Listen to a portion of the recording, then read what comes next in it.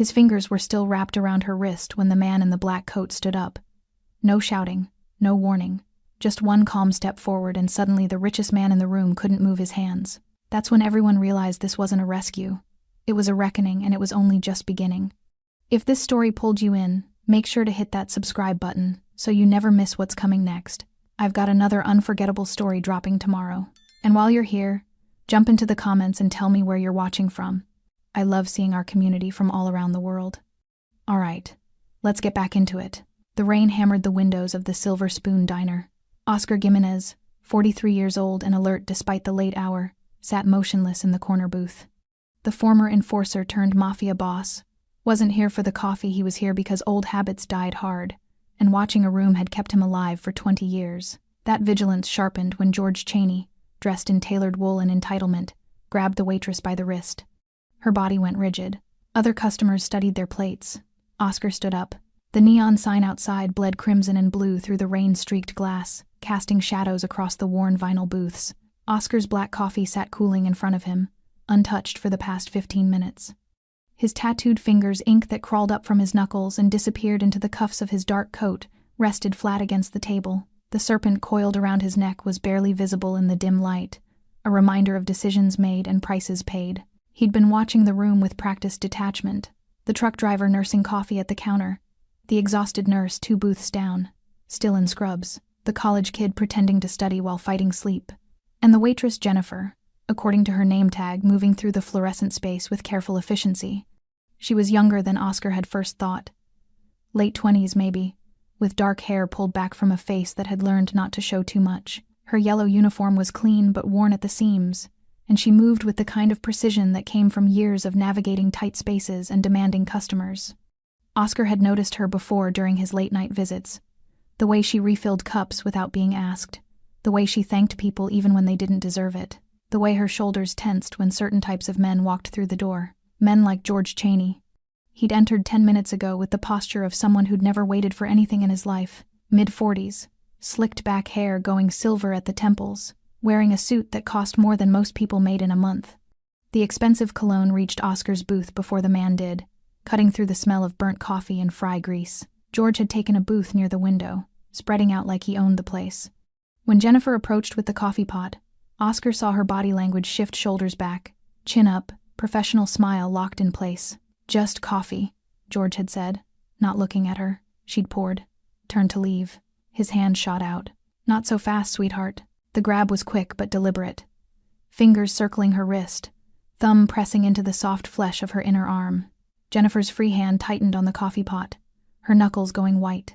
Her professional smile flickered. "Sir, I need to... I'm talking to you." George's voice was low, intimate, the kind of quiet that demanded attention. "You've been ignoring me all night. That's not very friendly." Oscar's jaw tightened. The truck driver at the counter found something fascinating about his eggs. The nurse stared at her phone. The college kid hunched lower over his textbook. Jennifer's eyes darted around the room, looking for help that wasn't coming. "Sir, please let go." "When I'm ready." George leaned in, still holding her wrist. "You know what your problem is? No respect for customers who keep this dump in business." Oscar set his coffee cup down. The ceramic clinked against the saucer, sharp in the sudden silence. George glanced up, irritated. His eyes found Oscar, the tattoos, the long dark coat, the posture of someone who didn't need to puff up to fill space. For a moment, something flickered across George's face. Calculation, dismissal. He turned back to Jennifer. "As I was saying," the booth creaked as Oscar stood. He moved with deliberate calm, no rush, no theatrics. 3 decades in organized crime had taught him that real power never announced itself. It simply was. His footsteps were measured, unhurried. 6 steps to close the distance. George's grip on Jennifer's wrist tightened reflexively. Oscar stopped beside their booth, looking down at where George's fingers dug into Jennifer's skin. When he spoke, his voice carried the weight of absolute certainty. Let her go. Not a request, not a threat. A statement of fact about what would happen next. George's eyes narrowed. "This doesn't concern you. It does now." The air in the diner shifted. The truck driver's fork stopped halfway to his mouth.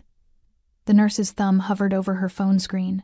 Even the fluorescent lights seemed to hum with tension. Jennifer stood frozen, coffee pot trembling in her grip, caught between Oscar and George like a pawn between kings. George released her wrist with exaggerated slowness, making it clear the choice was his. Happy? Oscar said nothing. His dark eyes, calm, patient, and utterly uncompromising, stayed locked on George's face. Jennifer stepped back, rubbing her wrist. I'll get the manager. Don't. Oscar's gaze never left George. He's leaving. George laughed, the sound brittle and sharp. You have any idea who I am? No. George Chaney. I own half the commercial real estate in this district, including this building. He stood, buttoning his suit jacket with practiced precision. So maybe you should think carefully about. Oscar moved. Not violently, not suddenly, with the fluid certainty of someone who'd made similar motions 1,000 times before. He reached out and took George's hands, both of them in his own grip. The hold looked almost gentle, two men shaking hands. But George's face drained of color as Oscar's fingers found pressure points, locking the joints in place. Oscar pulled George close, their faces inches apart. When he spoke, his voice dropped to a register only George could hear. Touch her again, and you'll learn what real consequences feel like. The intimacy of the moment was worse than any shove or shout. George's breath came fast, shallow. His eyes darted sideways, looking for witnesses, for help, for anything that might restore the balance of power. Oscar held him there for 3 more seconds, then released him. George stumbled back, catching himself against the booth. His hands shook as he smoothed his jacket. The expensive fabric suddenly looked wrong on him, like costume jewelry exposed under harsh light. You have no idea what you just... I know exactly. Oscar's voice remained steady, patient. Leave. George's mouth worked, forming words that wouldn't come. His face flushed red, then pale. Finally, he grabbed his coat and walked toward the door with as much dignity as he could salvage. At the threshold, he turned back. This isn't over, the door chimed as he left, rain swallowing him into the neon-soaked night. Oscar returned to his booth as if nothing had happened, sat down, picked up his coffee. The diner exhaled collectively. The truck driver resumed eating. The nurse went back to her phone. Normal sounds filtered back: the hiss of the grill, the clink of dishes, the relentless drumming of rain. Jennifer stood by George's abandoned booth, still rubbing her wrist, staring at Oscar with an expression caught between gratitude and fear. She didn't know whether she'd just been saved or caught in something worse. Oscar met her eyes briefly, gave a single nod, then returned his attention to his coffee. Outside, the rain continued. The neon lights bled their colors into the darkness, and somewhere in the wet streets beyond, George Chaney was already planning his response. Oscar Gimenez had killed his first man at 19. The memory sat in his mind like a photograph. He couldn't discard the weight of the gun, the sound it made, the way the body fell. Not the dramatized violence of movies, but the quiet, irreversible finality of it. He'd thrown up afterward in an alley, hands shaking so badly he couldn't light a cigarette. 24 years later, sitting in the Silver Spoon diner with cold coffee and rain-streaked windows, he could still feel the ghost of that shake in his fingers. He'd learned something that night in the alley. Violence was easy. Control was hard. The diner had returned to its illusion of normalcy. Dishes clinked. The grill hissed. The truck driver paid his check and left without making eye contact, but Oscar could feel the residual tension in the air, the way prey animals sense a predator even after it stops moving. Jennifer stood near the coffee station, pretending to organize sugar packets while stealing glances at him. Her hands moved mechanically: straighten, stack, straighten, stack, but her mind was clearly elsewhere. Oscar understood the look. He'd seen it before in different contexts, different faces. The uncertainty of someone trying to calculate whether they'd been saved or simply witnessed something they shouldn't have. He took a slow sip of his coffee, letting the bitter cold slide down his throat. The taste matched his mood: acrid, unsatisfying, necessary. Control the chaos, or the chaos controls you. His uncle Raphael had taught him that. Not in some dramatic moment, but over breakfast in a kitchen that smelled like cigarettes and espresso. Raphael, who'd run 3 neighborhoods with an iron fist wrapped in velvet, who died in his sleep at 73 with a rosary in his hands and every debt settled. Violence is a tool, Oscar, like a hammer. You use it to build or you use it to destroy, but you never swing it wild. The moment you lose control, you lose everything. Oscar had been 15, fresh from a street fight where he'd broken another kid's jaw over a stolen jacket. He'd felt powerful in that moment, untouchable. Raphael had looked at him with disappointment that cut deeper than any punishment.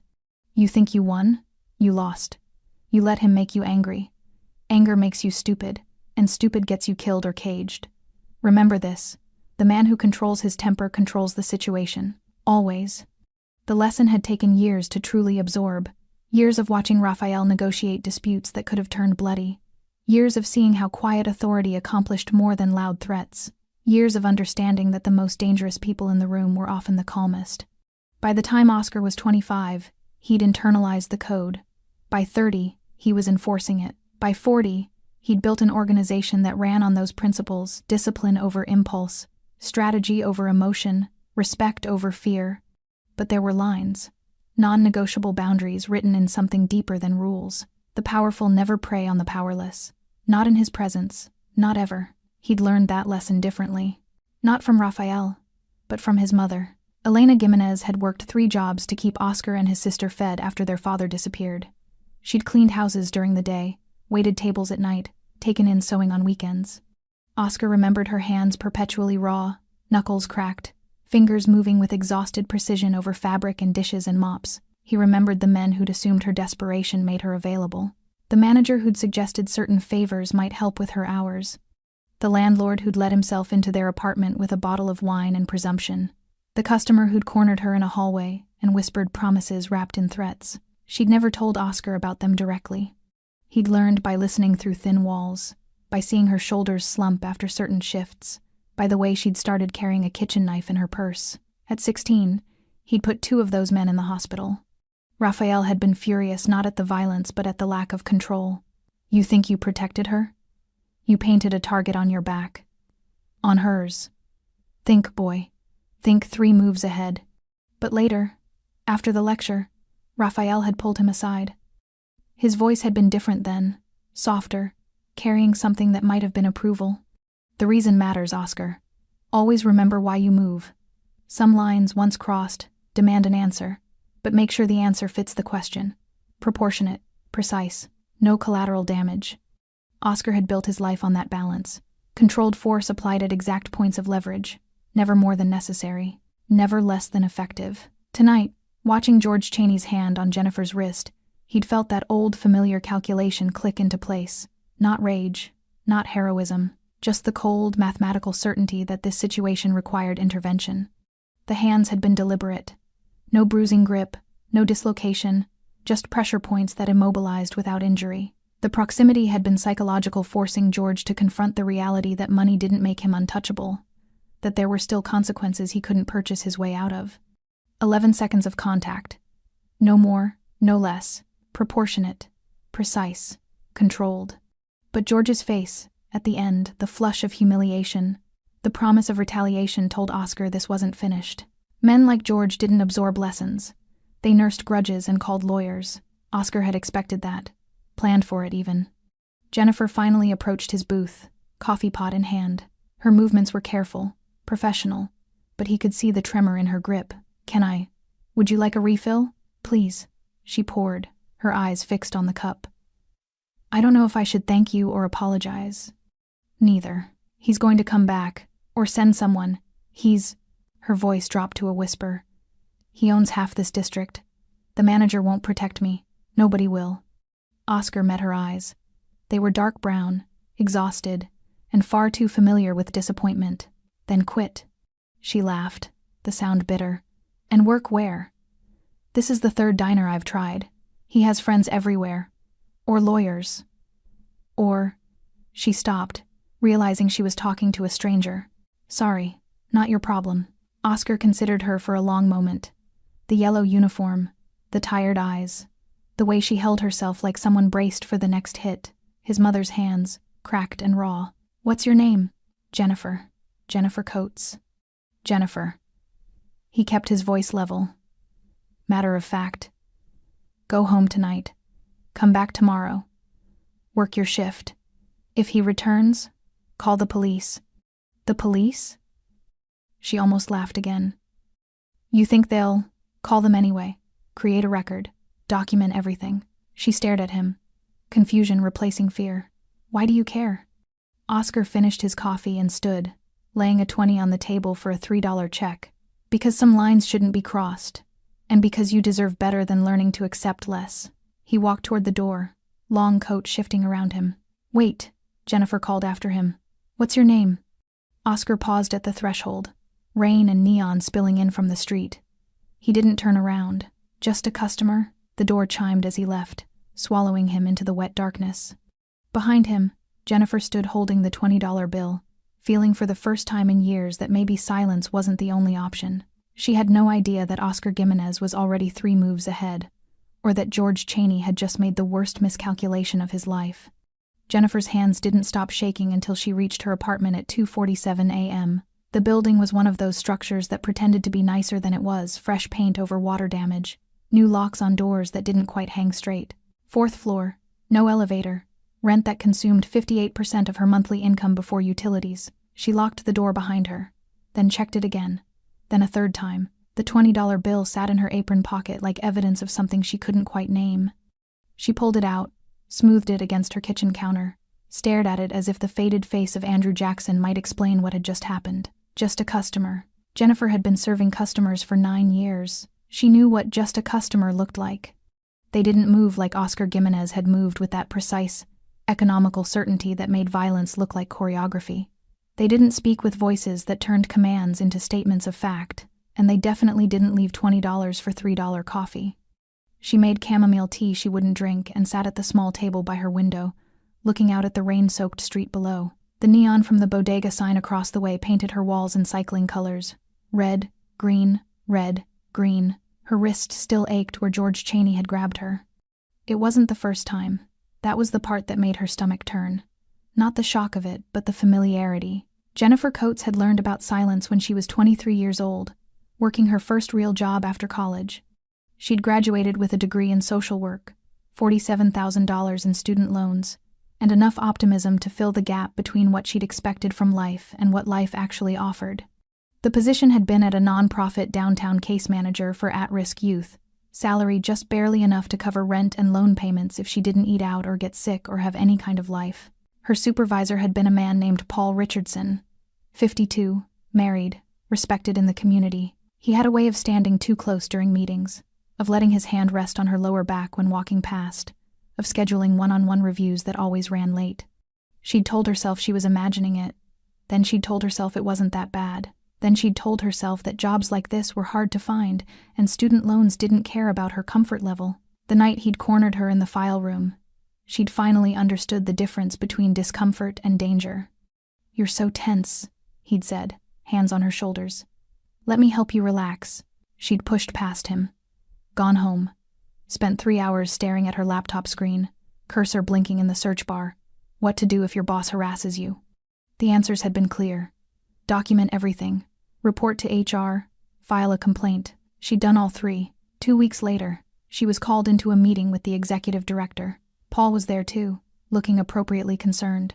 He'd explained that Jennifer had misinterpreted friendly mentorship, that she seemed stressed, perhaps overwhelmed by the demands of the position, that maybe this wasn't the right fit for her. The executive director had nodded sympathetically. "These situations are so difficult. Perhaps a fresh start somewhere else would be best for everyone?" Jennifer had been gone within the month, terminated for performance issues that appeared in her file only after she'd complained. Paul Richardson still worked there, still mentored young women, still stood too close, and Jennifer had learned that silence was cheaper than speaking up. The tea went cold while she sat remembering. The neon cycled through its colors. Rain drummed against the window. Her phone buzzed. Text from Marie, the other night shift waitress. "You okay?" Heard what happened. Word traveled fast. The truck driver had probably talked, or the cook. By morning, everyone would know that Jennifer Coates had been grabbed by George Chaney, and some tattooed stranger had intervened. She typed back, "Fine, just tired." Another buzz. Marie again. "Bobby says to take tomorrow off if you need." Paid. Jennifer stared at the message. Bobby was the night manager, a decent guy trapped in middle management, trying to keep a failing diner afloat. The fact that he was offering paid leave meant he was worried. About liability, probably. About what George might do next. She should take it. Stay home. Let the situation cool down. Instead, she typed, "I'll be there, regular shift." Because taking the day off was another form of silence. Another way of accepting that men like George Chaney got to decide when and where she existed. She thought about Oscar's words. Create a record. Document everything. Her laptop sat on the counter, closed. She opened it, the screen light harsh in the dark apartment, and pulled up a blank document. Her fingers hovered over the keys. Document everything. She began to type. Date: the 27th of December, 2025. Time: approximately 12:45 a.m. Location: Silver Spoon Diner. Incident: customer George Cheney grabbed my wrist and refused to release me when asked. He made inappropriate comments about my lack of respect and suggested I was ignoring him deliberately. Another customer intervened and Cheney left the premises. The words looked small on the screen. Inadequate. They didn't capture the feeling of his fingers digging into her skin, or the way her heart had hammered, or the shame of standing there while everyone else looked away. But they were something. A record. Evidence that this had happened. That she hadn't imagined it. That silence wasn't her only option. She saved the document, then opened her email and started a new message to the diner's corporate office. Her cursor blinked in the subject line. What did you even call this? Complaint? Incident report? Help? She settled on formal complaint, workplace safety concern. Professional, unemotional, the kind of language that might actually get read instead of deleted. She described the incident in careful, measured terms. No drama, no accusations she couldn't prove. Just facts. Date, time, location, witnesses, physical contact, verbal statements. Her finger hovered over the send button. This was it. The moment where she chose whether to stay silent or speak up. She thought about Paul Richardson, still working, still mentoring. She thought about every hand that had grabbed, every comment she'd swallowed, every moment she'd convinced herself it wasn't worth the fight. She thought about Oscar Gimenez, standing up when everyone else looked away. You deserve better than learning to accept less. Jennifer hit send. The email whooshed into the void. No confirmation that anyone would read it. No guarantee that anything would change. Just her words, floating in corporate cyberspace, hoping to land somewhere that mattered. She closed the laptop and finally let herself cry. Not from fear, not from shame. From the exhausted relief of finally doing something instead of nothing. Outside, the rain continued. The neon cycled through its colors. The city slept or pretended to. And somewhere in a database, Jennifer's email sat waiting to be opened by someone who would either take it seriously or file it away with all the other complaints that never quite mattered enough. She didn't know yet that 3 other women had sent similar emails about George Cheney over the past 4 years. She didn't know that all 3 had been quietly settled with NDAs and money. She didn't know that this time, things would be different. Because this time, Oscar Gimenez was watching. George Cheney didn't go home after leaving the diner. He drove, fast at first, reckless, the kind of driving that came from rage looking for an outlet, then slower as the adrenaline burned off and calculation took over. By the time he pulled into the underground garage of his downtown high-rise, the humiliation had crystallized into something sharper: strategy. The elevator ride to the 32nd floor gave him time to smooth his hair, straighten his tie, rebuild the armor of control that the tattooed stranger had cracked. By the time he stepped into his apartment floor-to-ceiling windows overlooking the glittering city, furniture that cost more than most people's cars, his hands had stopped shaking. He poured himself 3 fingers of scotch, then poured it down the sink. Clear head. That's what this required. George stood at the window, looking down at the city he'd spent 20 years learning to navigate. Not the city on maps or tourist brochures, but the real city, the invisible architecture of influence, debt, and leverage that determined who rose and who fell. He'd built his fortune understanding that architecture, buying struggling properties, evicting tenants just before neighborhoods gentrified, flipping buildings for triple their purchase price. It wasn't personal. It was math. Numbers on spreadsheets that translated into the penthouse apartment, the Italian suits, the car that cost more than his father had made in a lifetime. But the real power wasn't in the money. It was in knowing how to use it. The waitress, Jennifer, her name tag had read, was already forgotten as an individual. She was a variable now, a problem that needed solving with the same cold efficiency he applied to every other obstacle. The tattooed man was more interesting, more dangerous. George replayed the encounter in his mind, analyzing it the way he analyzed contracts. The man's posture had been too controlled, too precise, not a hot-headed hero looking for a fight. Something else. Something that suggested violence was a language he spoke fluently enough to choose silence instead. The grip on his hands had looked gentle, had felt like iron. George's stomach tightened at the memory not just of the physical restraint, but of the psychological dismantling. That quiet voice, those steady eyes, the absolute certainty that George's money, His influence, his carefully constructed power, meant nothing in that moment. It had been years since anyone had made him feel small. He hated it. And he would make sure it never happened again. George moved to his home office. Mahogany desk, leather chair, computers that connected him to every investment, every property, every angle he needed. He pulled up his contacts, started with the easy ones. First call, his lawyer, Richard Pemberton. 4 rings before the sleepy voice answered. "George, it's 3 a.m. I need you to look into something. Silver Spoon Diner on 5th and Morrison. Who owns it? Who manages it? Full employee list by morning." A pause. "What's this about?" "Incident with an employee. I want to know my exposure." Another pause. Longer this time. Richard had handled 3 previous incidents for George. Settlements, NDAs, problems that disappeared for the right price. "George, we've talked about this. These situations keep happening and you keep fixing them. That's what I pay you for. Have the information by 8 a.m. He hung up before Richard could lecture him about patterns and liability. Second call. Mitchell Torres, property manager for his commercial holdings.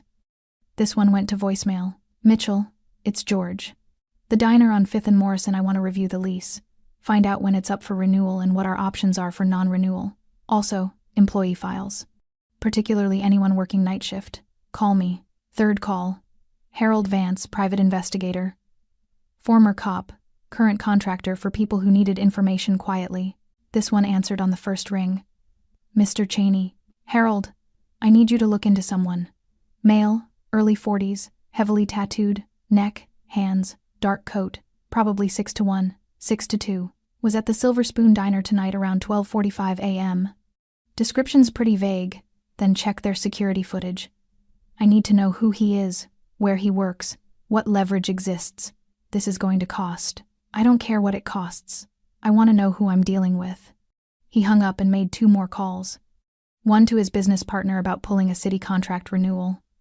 One to a councilman he'd donated to about zoning issues on 5th and Morrison. Not threats, just questions. Just reminders that George Cheney had long reach and longer memory. By 3:47 a.m., he'd set 6 different levers in motion. Not violence, not confrontation, just the slow, inevitable pressure of someone who understood that power in the modern world wasn't about muscles or guns. It was about knowing which buttons to push and having the patience to push them all. George finally sat down, exhaustion creeping in at the edges. He looked at his reflection in the darkened window, expensive suit, silver hair, face that had learned to project authority in every boardroom and negotiation. But underneath, he could still feel it, the grip on his hands, the quiet voice, the moment when all his carefully constructed power had meant absolutely nothing. "You have no idea what you just started," he thought, staring at his own reflection. "That waitress? She's done. And you, whoever you are, you just made an enemy who knows how to destroy people without ever raising his voice." His phone buzzed. Text from Richard. Looked up the diner. Corporate-owned, franchise-operated. I'll have employee info by morning. George, please tell me you didn't touch anyone. George stared at the message. The careful lawyer speak. The implied warning. He typed back. Just get me the information. Another text. This one from Harold. Checking footage now. Preliminary search suggests your guy might have connections. Real ones. Be careful. George's jaw tightened. Connections was Harold's code for organized crime. So the tattooed stranger wasn't just a customer. He was someone, which meant this situation required even more care, more precision. But George had handled connected people before. Everyone had pressure points. Everyone had something they wanted to protect. You just had to find the right leverage and apply it correctly. He'd made a career of finding leverage. By morning, he'd have names, addresses, weak points. By next week, the waitress would be gone quietly, legally, with severance money and an NDA that made sure she never talked. And the tattooed stranger? George would decide that once he knew what he was dealing with, maybe a warning through proper channels, maybe a business complication, maybe just a long memory and patient revenge. That was the thing about power. Real power didn't need to announce itself. It just waited for the right moment and then crushed you so thoroughly you never even saw it coming. George finally allowed himself a smile. Cold, calculated. He'd been humiliated tonight. Embarrassed. Made to feel small in front of witnesses. But he'd had 20 years to perfect the art of making problems disappear. One tattooed stranger and a waitress who didn't know when to stay quiet, they'd disappear too. He just had to be patient. Outside his window, the city glittered with 1,000 lights, each one representing someone who thought they mattered. George had learned long ago that most of them were wrong. By morning, he'd start proving it again. Oscar Gimenez returned to the warehouse district at 3:15 a.m., his coat heavy with rain, his mind already calculating variables. The building didn't announce itself. No signs, no markings.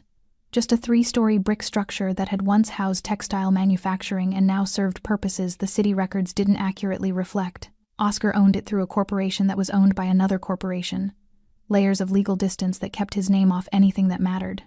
He took the service entrance, climbing stairs that echoed in the empty space, and emerged into what looked like a legitimate import-export office. Desks, computers, filing cabinets. During business hours, real employees did real work processing real shipments. But on the 3rd floor, behind a door that required 3 separate keys, was where Oscar actually conducted business. The room was sparse. A heavy wooden table, 6 chairs. A single window that overlooked the street below. No computers, those left trails. No phones, those could be tapped. Just paper, pens, and people who knew that words spoken here never left these walls. 2 men waited for him. Luis Cordero sat with his back to the wall, a habit formed during 15 years as Oscar's second-in-command. Early 50s, gray threading through his dark hair, hands that had built houses before they'd enforced territory. He looked up as Oscar entered. Trouble? Situation, Oscar corrected, hanging his wet coat on a hook. Different thing. The other man, younger, leaner, watched Oscar with the attentiveness of someone still proving himself. Tommy Ruiz, 28 years old, 3 years in the organization. Smart enough to listen more than he talked. Oscar sat at the head of the table. George Cheney, what do we know? Luis pulled a folder from his briefcase, the old-fashioned kind. Paper records that couldn't be hacked or traced. Real estate developer, 46 years old. Net worth estimated around $40 million, most of it in commercial properties. Politically connected, donated to the mayor's campaign. Sits on 2 city development boards. Criminal record? Clean. 3 civil settlements in the past 5 years, all sealed. Harold Vance does his investigation work. Oscar's eyes sharpened. Vance? The ex-cop? Same one. Works for clients who need things handled quietly. Tommy leaned forward. This about the diner? Word's already spreading. People are saying you grabbed some rich guy. I stopped him from harassing a waitress. Same thing to them. Tommy's voice carried the eager edge of someone who thought action was always the answer. You want us to send a message? Make it clear that, no. The word landed like a door closing. Tommy sat back. Luis watched Oscar carefully. You planning something? I'm planning nothing. Nothing? Tommy couldn't hide his confusion. Boss? If we don't respond, it looks like... Like what? Oscar's voice remained calm, but the question carried weight. Like we're weak? Because we didn't beat up a real estate developer in a public diner? Tommy had the good sense to stay quiet. Oscar continued, his tone educational rather than angry. George Cheney is connected, wealthy, and probably already making calls. He's used to making problems disappear with lawyers and money. What he's not used to is people who think 3 moves ahead. So what's the play? Luis asked. We do nothing.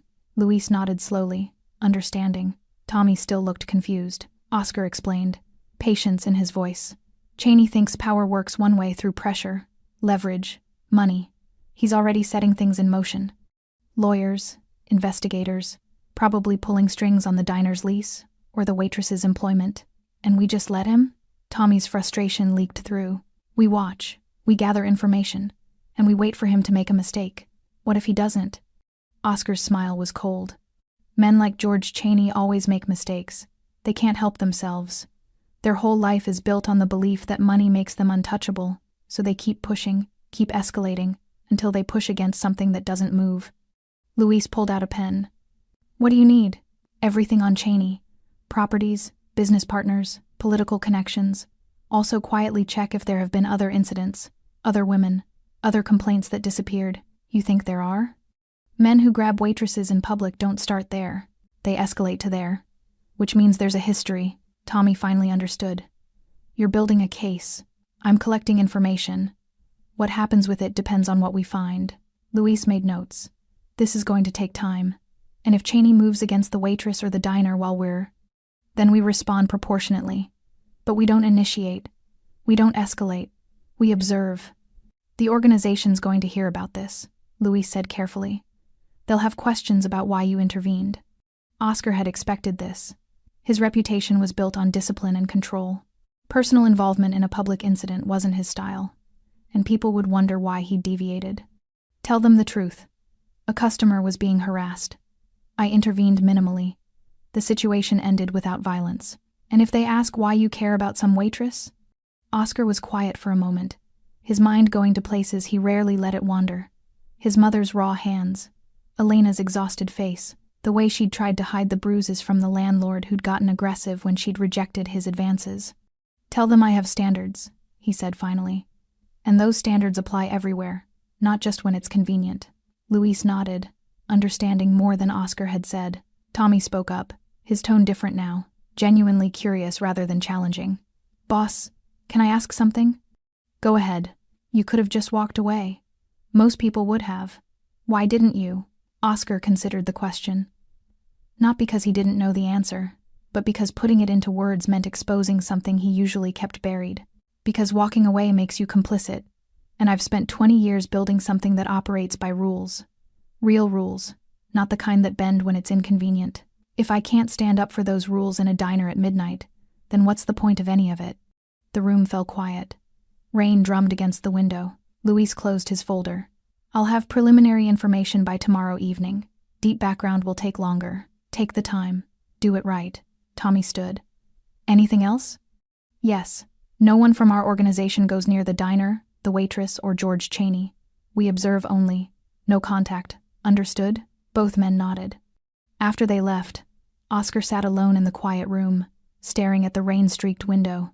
Somewhere out there, George Chaney was making moves, pulling strings, applying pressure. He probably felt in control right now, confident. That confidence would be his undoing. Oscar had learned long ago that the most dangerous move was often no move at all. Let your opponent overextend. Let them make mistakes. Let them reveal themselves fully before you respond. Patience wasn't weakness. It was discipline, and discipline always won in the end. He thought about Jennifer Coates, probably lying awake in her apartment right now, wondering if she'd made things worse by filing a complaint, wondering if standing up had been worth it. It will be, Oscar thought, just not yet. He stood, put on his wet coat, and left the building through the same entrance he'd used to arrive. By morning, George Chaney would have names and addresses, but Oscar already had something better: time and the patience to use it. Jennifer's email sat in the Silver Spoon Diner corporate inbox for exactly 11 hours before anyone opened it.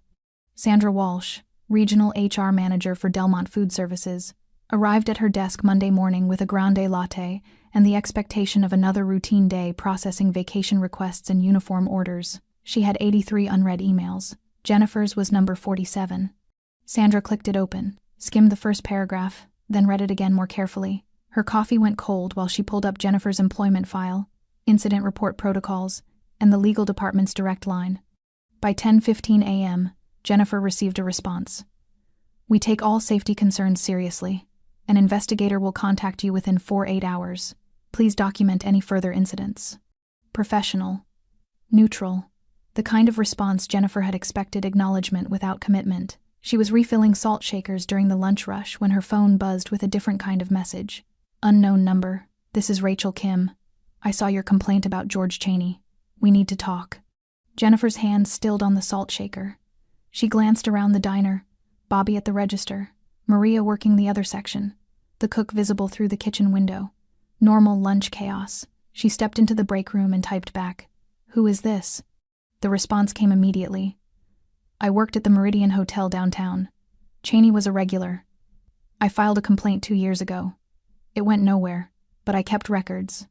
Call me. A phone number followed. Jennifer stared at her screen, heart hammering. The break room suddenly felt too small, the walls pressing in. She'd thought she was alone in this. She'd thought, another buzz. Different unknown number. My name is Lisa Pearson. I was a hostess at Bella Vista Restaurant. George Chaney harassed me for 3 months before I quit. If you're building a case, I have emails. Jennifer's breath caught. Then another message. Emma Torres, executive assistant at Chaney Properties until last year. I signed an NDA, but I'll testify if it helps. What he did to you, he did to me. You're not alone. The phone wouldn't stop buzzing. 4 messages became 6. 6 became 9. Different women, different workplaces, different years, but the same story, repeated with minor variations. The inappropriate comments, the invasive touches, the casual entitlement of a man who'd learned that money made consequences disappear. Jennifer slid down the break room wall, phone clutched in both hands, reading message after message from women she'd never met who somehow knew exactly what she'd experienced. Bobby knocked on the door. "Jennifer, you okay? Your section's filling up. I need," her voice cracked. "Give me 5 minutes. Take 10, Maria's covering." She heard his footsteps retreat and forced herself to breathe. In through the nose, out through the mouth, the way her therapist had taught her when panic attacks made the world feel impossible. But this wasn't panic. This was something else entirely. This was possibility.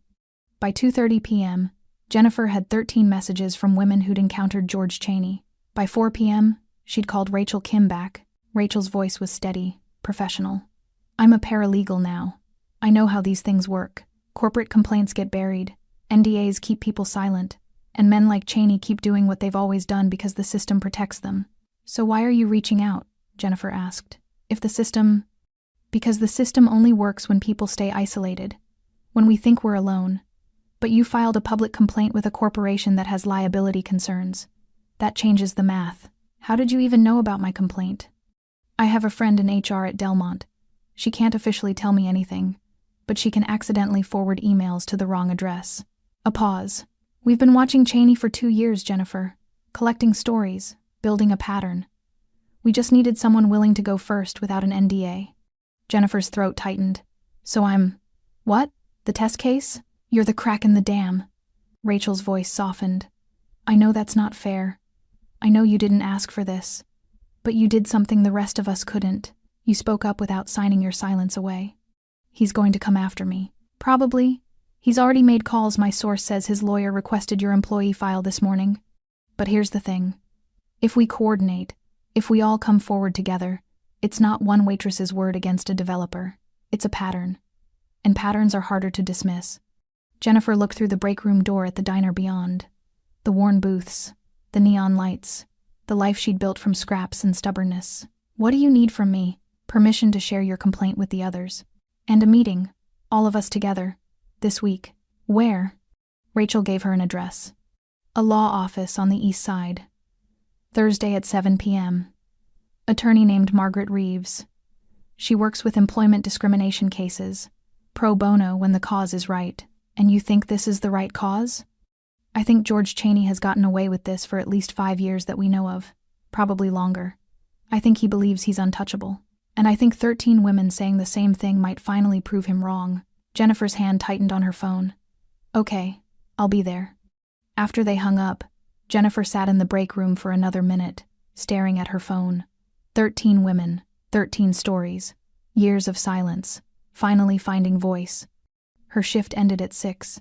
She worked mechanically, her mind elsewhere. When she finally clocked out, Bobby pulled her aside. "Corporate called. Said an investigator will be here Wednesday to take your statement." "Okay."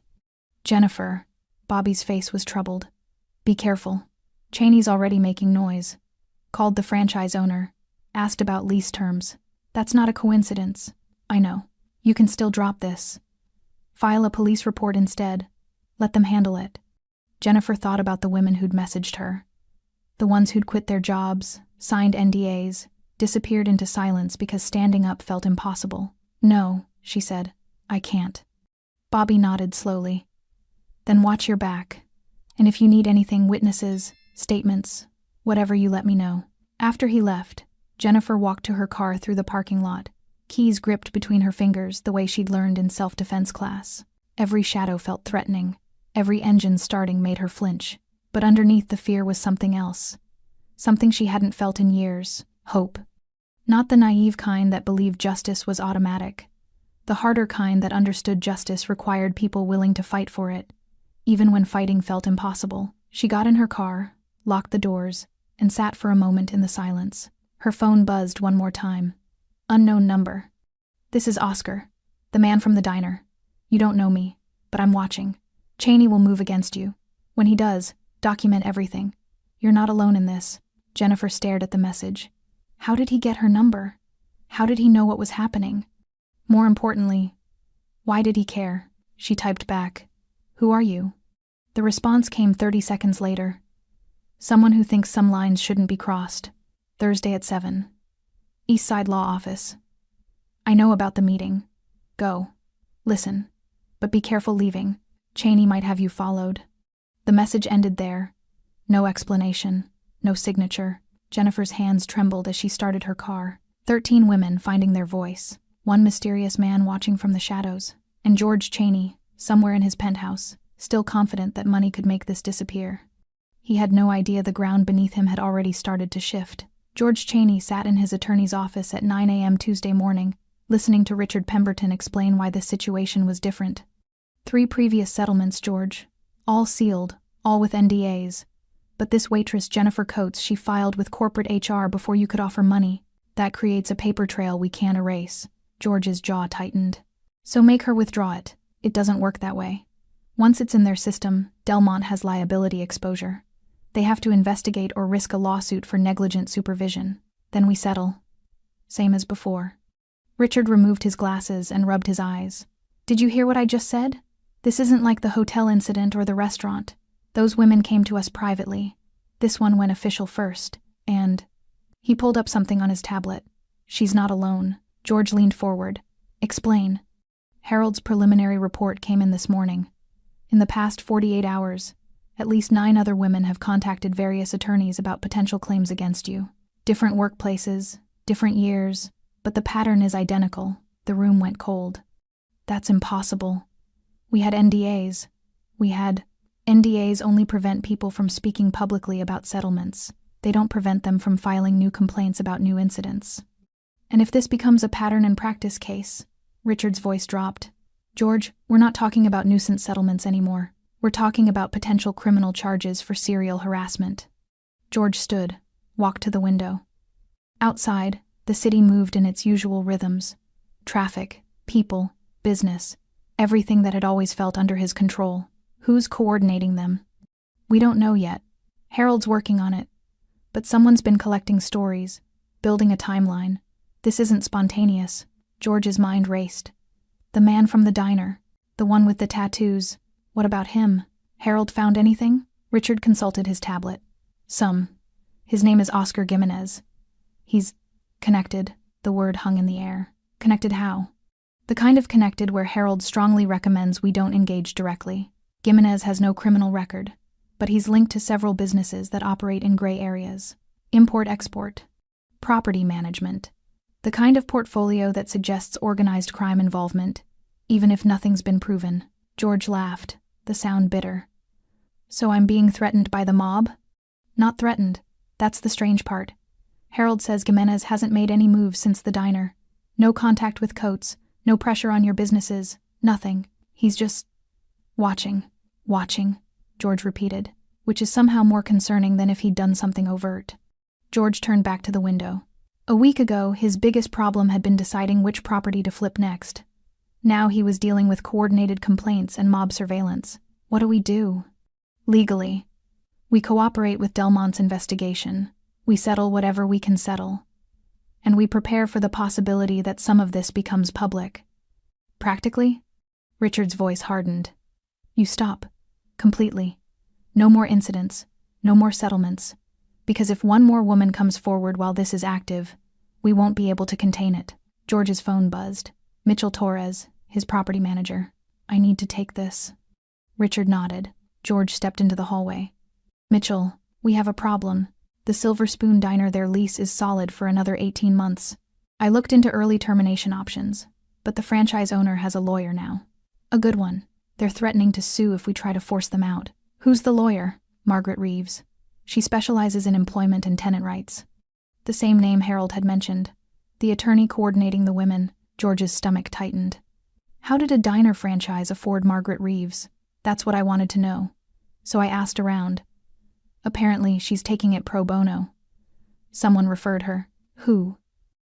Couldn't find out. But George. Mitchell's voice dropped. Word's getting around. I've had 3 calls this morning from business partners asking if the rumors about you are true. Someone's talking. Rumors about what, specifically? That you've been settling harassment claims. That there's a pattern. That women are coming forward. George closed his eyes. Who's spreading this? I don't know. But it's reaching the right or wrong people. The mayor's office called asking if we need to reschedule our lunch meeting next week. Very polite, very careful. But I know a distancing tactic when I hear one. After Mitchell hung up, George stood in the hallway, feeling the walls close in. His phone buzzed again. Harold Vance this time, calling instead of texting. Tell me you found something useful, George said. Depends on your definition of useful. Jimenez runs a tight operation. No obvious weak points. But I did find something interesting about the timing. Go on. The women coordinating against you? They started organizing 6 months ago, long before the diner incident. They've been building a case quietly, waiting for the right moment. What changed? You did. By grabbing that waitress in public, you gave them the opening they needed. Someone who filed an official complaint without an NDA. A crack in your armor. George's grip on his phone tightened. And Jimenez? Near as I can tell, he wasn't involved in the coordination. He just happened to be there that night. Wrong place, wrong time for you. Or, right place, right time. If someone knew I'd be there. Harold was quiet for a moment. You think you were set up? I think I don't believe in coincidences anymore. After the call ended, George returned to Richard's office. His attorney looked up, concern etched on his face. The mayor's office is distancing. Business partners are asking questions. And apparently the women have been organizing for months. Richard's expression darkened. Then this isn't reactive. It's strategic, which means someone's been planning this. The question is who? And why now? George thought about Oscar Jimenez, sitting quietly in that diner booth. About the controlled way he'd moved, the calculated precision of every action. About Harold's warning that he was connected. I want everything on Jimenez. Businesses, associates, properties, everything. George, Harold already said. I don't care what Harold said. Someone is coordinating this, and I want to know who. Richard stood. And when you find out? What then? You can't threaten him. You can't buy him off. Men like that don't respond to pressure the way you're used to. Then what do they respond to? Respect. Or fear. And you don't have enough of either. The words landed like a slap. George stared at his attorney, anger rising. I've spent 20 years building... Money, Richard interrupted. You've built money, which works on politicians and business partners and people who have something to lose. But Jimenez? He shook his head. You grabbed a waitress in his presence.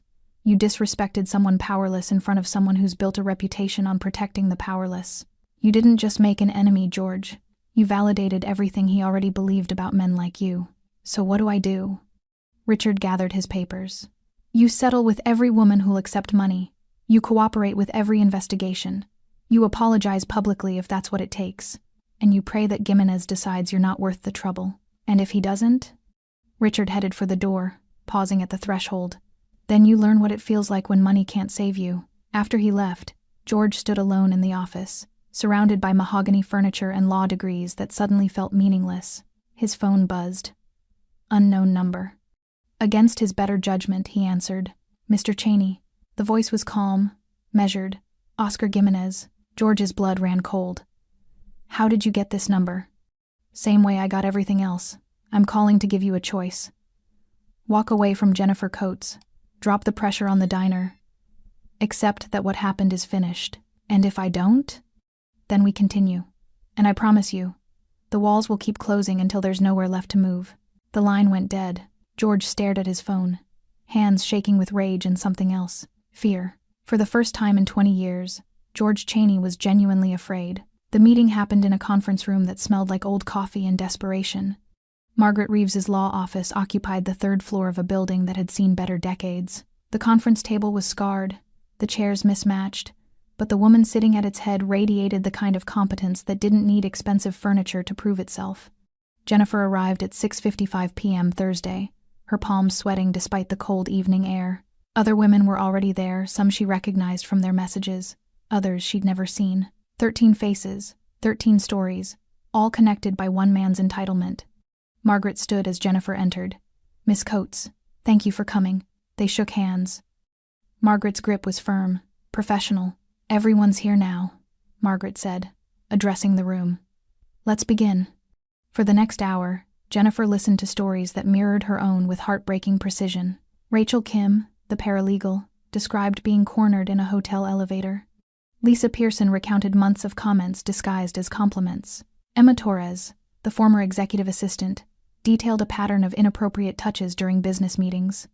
Each woman had documentation, emails, text messages, photographs of bruises, medical records from therapy sessions. Margaret laid it all out on the table like evidence in a trial that hadn't happened yet.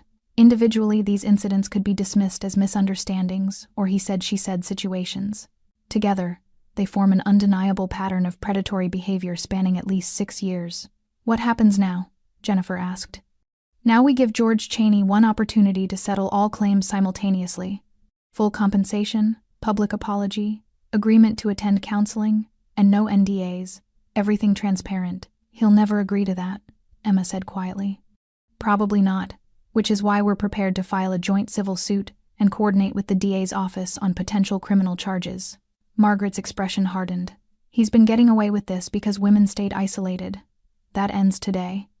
The meeting continued for another hour, coordinating testimonies, establishing timelines, preparing for what came next. Jennifer was heading to her car when she noticed the man standing beneath the streetlight across from the building. Oscar Gimenez, long coat dark against the evening light, watching.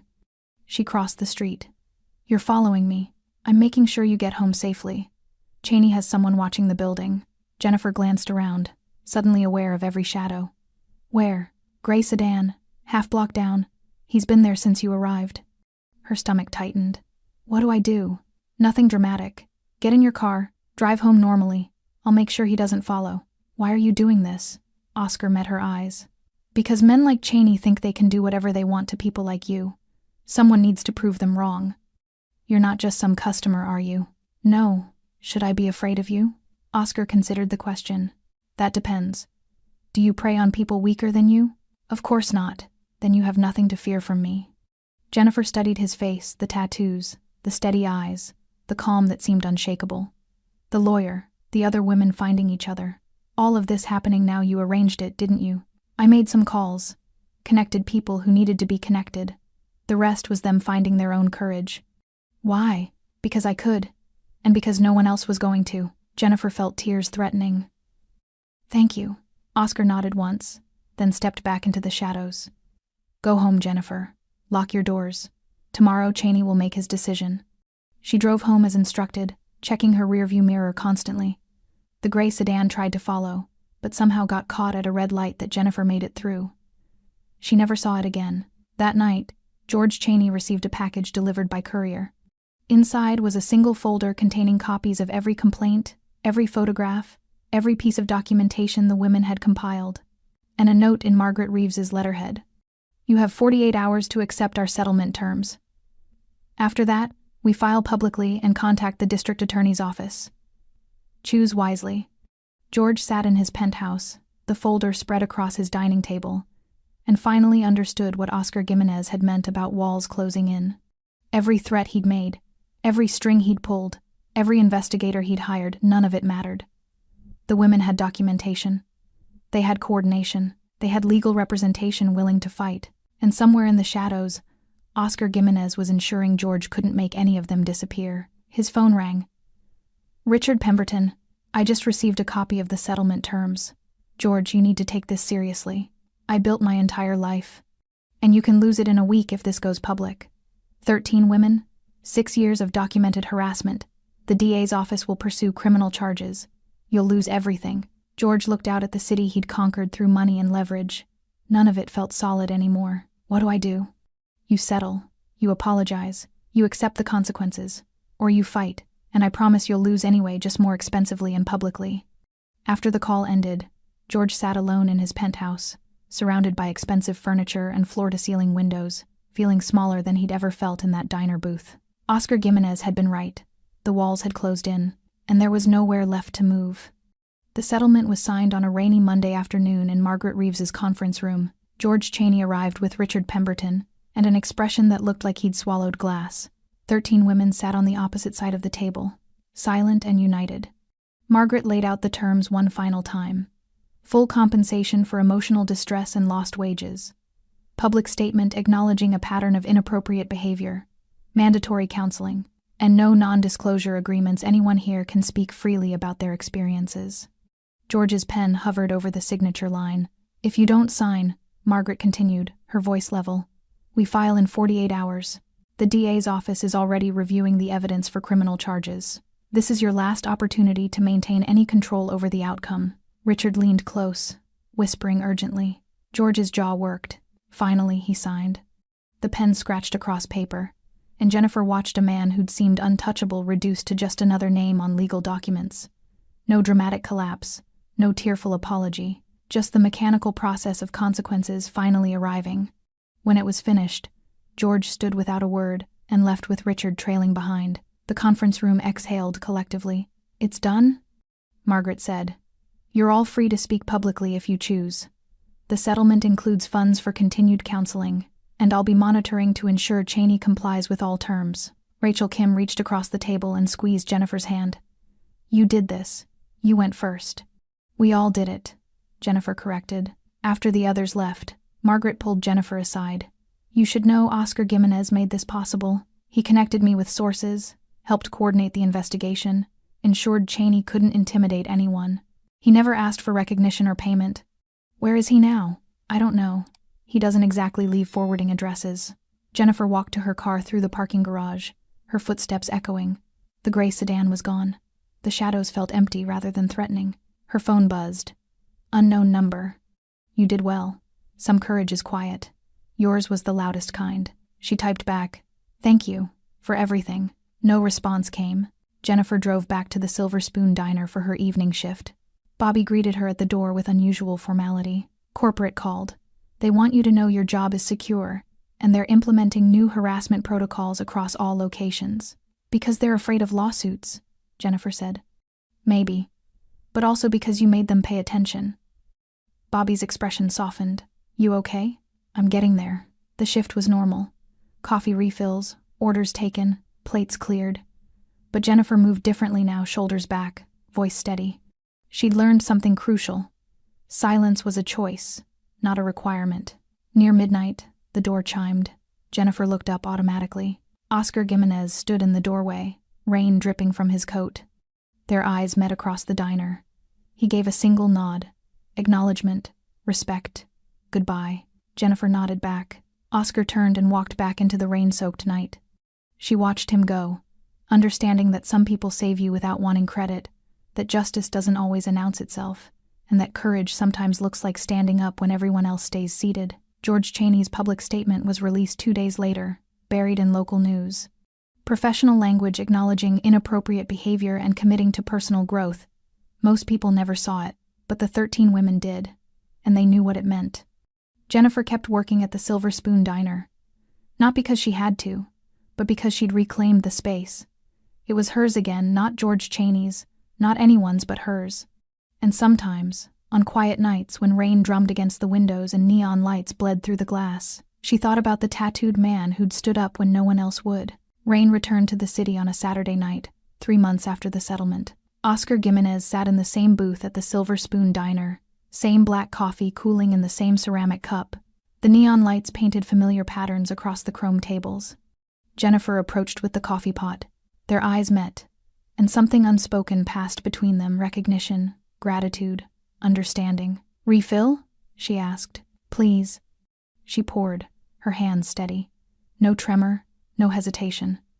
The yellow uniform looked different on her now, or maybe she wore it differently. Quiet night, Oscar observed. They usually are this time. Jennifer set the pot down. Can I ask you something? Go ahead. Why did you really do it? All of it, not just that night, but everything after. Oscar looked out the rain-streaked window, considering his answer. My mother worked 3 jobs. Men like Chaney made her life harder because they could. I learned young that the world has 2 kinds of people, those who use power to take, and those who use it to protect. And you chose protect. I chose balance. Someone has to. Jennifer pulled out a chair and sat across from him, something she'd never have done before. The other women, the settlement, all of us finding our voices. That changed things. You changed things. I just made sure you had the space to do it. Is that what you do? Make space? Among other things, they sat in comfortable silence while rain drummed the windows. The diner hummed with its usual late-night sounds, the hiss of the grill, dishes clinking, tired conversation. He's gone, you know, Jennifer said. Cheney. Sold most of his properties, moved to another state. Word is no one wants to do business with him anymore. Oscar had heard. His network kept him informed. George Cheney had discovered that reputation, once destroyed, couldn't be bought back. And you? Oscar asked. How are you? Better. Therapy helps. Having people who believed me helps more. She paused. I'm enrolling in community college in January. Social work degree. Figured I might as well use what I learned. That's good. What about you? Do you ever stop watching for people who need help? Oscar smiled slightly. Old habits. Jennifer stood, picking up the coffee pot. Well, if you're going to keep watching, at least let me keep your coffee warm. Deal. She walked away to tend other tables, moving with confidence that hadn't existed 3 months ago. Oscar watched her work, satisfied with how the story had resolved, not perfectly. Cheney hadn't faced criminal charges. The settlement money couldn't undo years of harassment. But 13 women had found their voices, 1 man had faced consequences, and the balance had shifted even if only slightly. Oscar finished his coffee, left $20 on the table, and stood. Jennifer caught his eye from across the diner. She mouthed 2 words. Thank you. He nodded once and headed for the door. Outside, rain continued its relentless drumming. Neon lights reflected in puddles, painting the night in reds and blues. The city moved in its usual rhythms, indifferent, chaotic, alive. Oscar pulled his coat tighter and walked into the wet darkness, disappearing between buildings like smoke dispersing. Somewhere in the city, someone else needed help. Someone else was being pushed around by people who thought power meant permission. Someone else was learning that silence had costs, and Oscar Gimenez would be watching. Because justice didn't always wear a badge. Courage didn't always announce itself. Sometimes they just looked like one person standing up when everyone else stayed seated. The rain washed the streets clean. The neon lights continued their eternal cycle. And the Silver Spoon Diner remained open, a small pocket of warmth in the cold night. Inside, Jennifer Coates served coffee with steady hands and straight shoulders, no longer afraid. Outside, Oscar Gimenez walked alone through rain-soaked streets, a guardian in the shadows. And the city, indifferent and eternal, continued its restless dreaming. Thanks for staying with this story right till the final moment. You're the reason these stories come alive. If you're ready for another powerful journey, just tap the next video on your screen. And before you go, leave a quick comment and rate this story from 1 to 10. I'm excited to see your thoughts and connect with you down there.